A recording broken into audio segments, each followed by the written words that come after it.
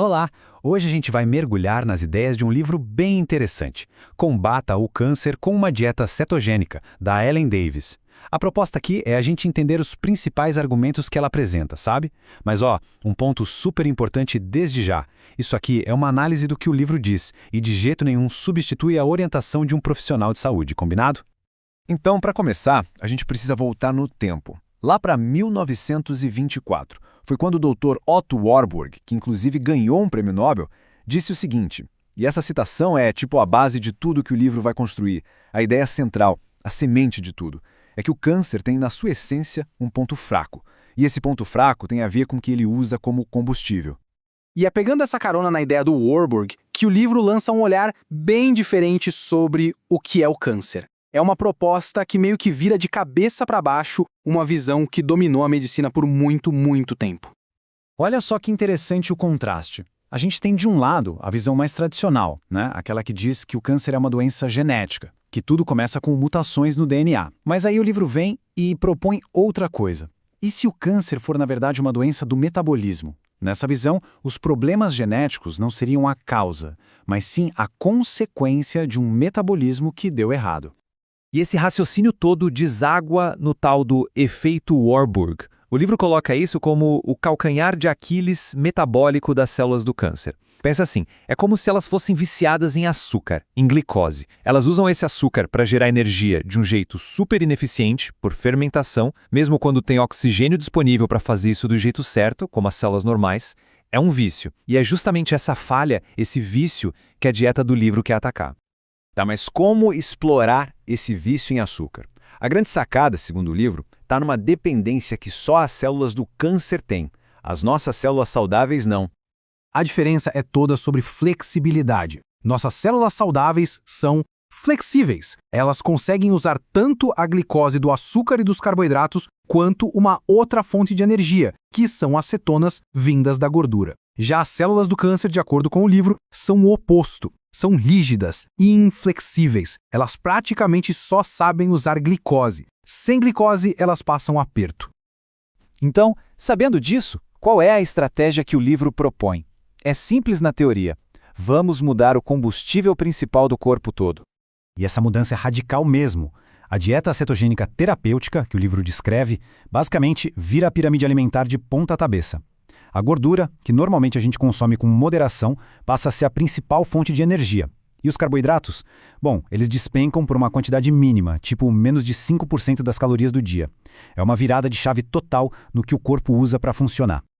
E o que acontece quando a gente faz essa troca? Cortando os carboidratos dessa forma, o corpo é forçado a encontrar outra fonte de energia. Ele começa a quebrar gordura e a produzir as tais das cetonas. E aí acontece o que o livro defende. Cria-se um ambiente onde as células do câncer, que amam glicose, ficam, digamos, passando fome. Enquanto isso, as nossas células saudáveis se adaptam e usam as cetonas numa boa. A obra também aponta que esse processo ajuda a baixar os níveis de insulina e de um outro hormônio chamado IGF-1, que são conhecidos por estimular o crescimento do câncer. Beleza, já entendemos a teoria. Mas e na prática, o que se come e o que não se come nessa dieta? O livro é bem direto sobre isso. A luz verde, segundo o livro, é para alimentos de verdade, sabe? Pensa em gorduras boas, como abacate, azeite de oliva, óleo de coco, proteínas de qualidade, tipo carnes de animais criados a pasto, peixes, ovos e muitos vegetais de baixo carboidrato, principalmente as folhas verdes, brócolis, couve-flor, esse tipo de coisa.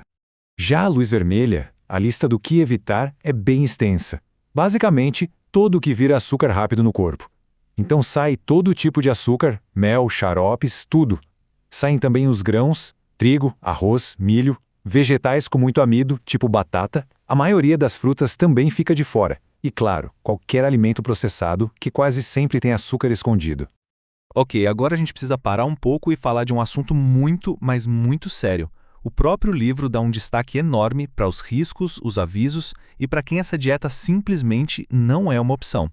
A pergunta que fica é, uma dieta tão restritiva assim é segura para todo mundo? E a resposta que o livro dá é um sonoro não.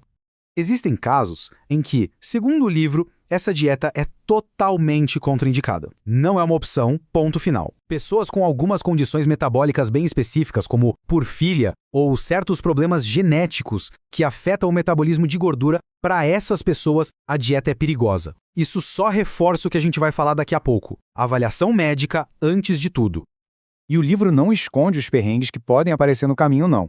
Fala abertamente de possíveis efeitos colaterais, como tontura, fadiga, constipação, mas para cada um desses problemas, ele também apresenta as possíveis soluções, as estratégias para lidar com eles, como, por exemplo, diminuindo os carboidratos aos poucos.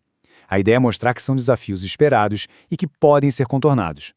E agora vem um aviso que talvez seja o mais importante do livro inteiro e que é repetido várias vezes. Isso não é uma dieta para se fazer por conta própria, de jeito nenhum. A autora deixa muito claro que uma dieta cetogênica com fins terapêuticos precisa obrigatoriamente ser feita com acompanhamento médico qualificado. Isso é inegociável, principalmente se a pessoa já estiver fazendo tratamentos convencionais para o câncer. No fim das contas, o livro deixa no ar uma pergunta bem poderosa, né? Partindo dessa premissa de que o câncer é, em sua raiz, uma doença metabólica viciada em açúcar, a grande reflexão que fica é: será que mudar o que a gente coloca no prato poderia ser de fato uma ferramenta potente na terapia contra o câncer? É essa provocação que a obra nos deixa para pensar. Olá! Hoje a gente vai mergulhar nas ideias de um livro bem interessante. Combata